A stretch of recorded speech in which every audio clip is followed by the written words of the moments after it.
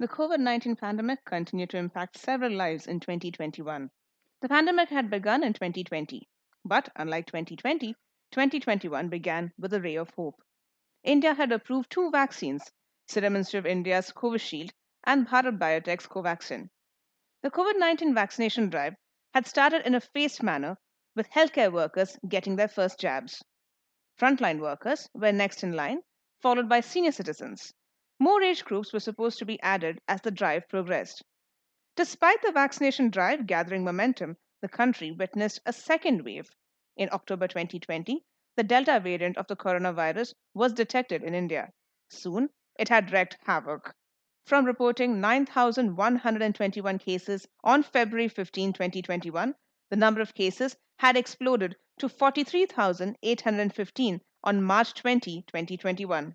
Unlike 2020, there was no national lockdown in 2021.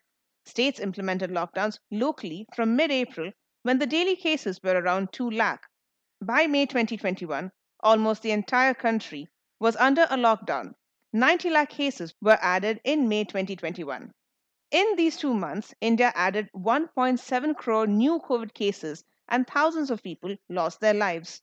Data shows that there were 1.2 lakh fatalities in May 2021 and 67,000 fatalities in June 2021. Various reports say that the number of victims could be higher. The report published by former Chief Economic Advisor Arvind Subramanian said true deaths are likely to be in the several millions, not hundreds of thousands, making this arguably India's worst human tragedy since partition and independence. Even after boosting the existing health infrastructure, the system was overwhelmed by the sheer number of cases. There was an acute shortage of oxygen, hospital beds, and even crematoriums couldn't handle the demand. But we must give credit where credit is due. After a slow start, the central and state governments began to get their act together.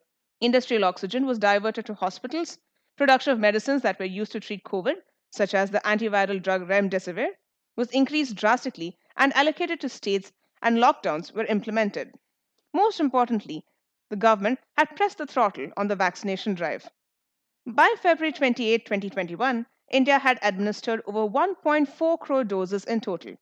In March 2021, those above 60 could get their jabs, and it was open to those above 45 a month later. India crossed 20 crore vaccine doses on May 25, 2021. By August 7, 2021, India administered over 50 crore COVID 19 doses.